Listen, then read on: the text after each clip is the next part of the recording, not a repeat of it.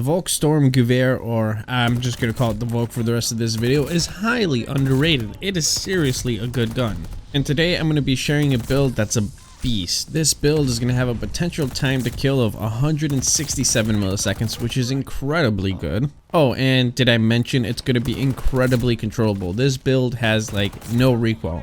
Well, I should say no horizontal recoil, which is the hardest to control. The vertical recoil is high, but that's just pulling down on the sticks or pulling down on the mouse.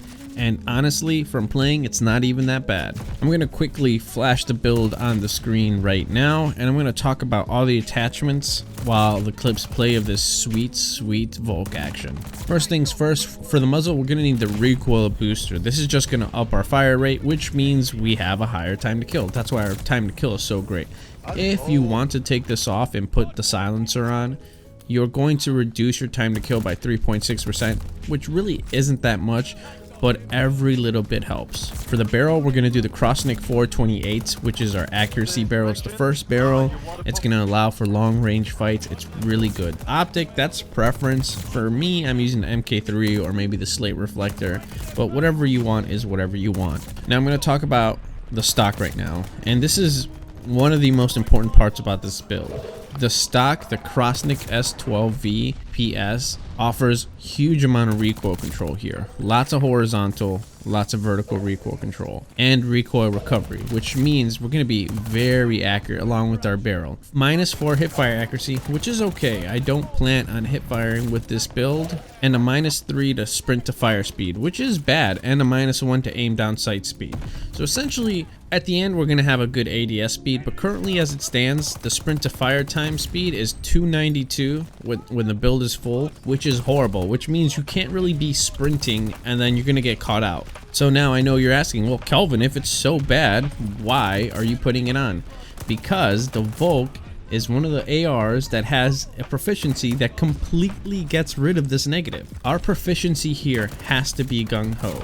We can fire while sprinting, which means we have an instant sprint to fire time. Any negative effect on that area just doesn't exist because of gung-ho, which makes this class setup really strong. Now for the underbarrel, I just think the best option is the M3 ready grip because it makes our aim down sight speed faster and our aim walking is amazing with it. But I also like the strafed angled, and here I can see just being your preference, whether it be the skeletal M3 ready or the strafe angled. I personally have been playing with the strafe angled more, but that M3 ready grip is really good.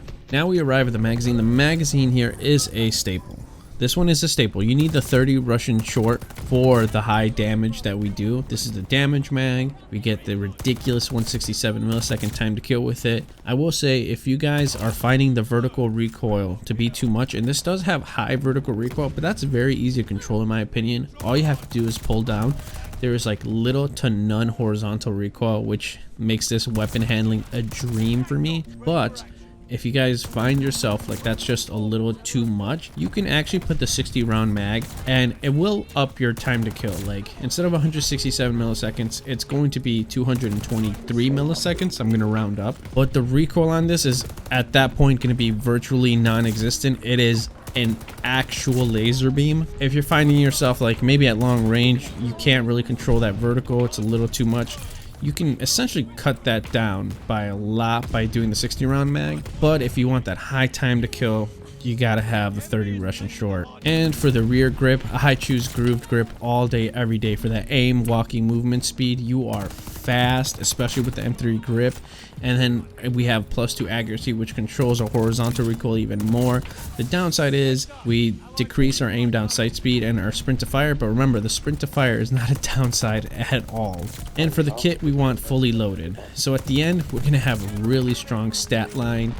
Our ADS is down to 225, and we have like basically no horizontal recoil, so it's just pulling down on the sticks or pulling down on your mouse, whichever one, and you're gonna have a monster on the battlefield. But the Volk having the proficiency in gung-ho is what I think really makes this weapon great. I think it's very underrated, this proficiency, especially when you can just start stacking up a stock or just any attachments that like make your sprint to fire speed awful. Well, it just doesn't matter anymore, and that really opens up the options for building a gun. This is my favorite build for the Volk. You guys can switch out some things, obviously preference, but for me, this 167 millisecond monster is amazing. I hope you guys enjoyed the video. Don't forget to leave a like, subscribe, comment. Kelvin's out.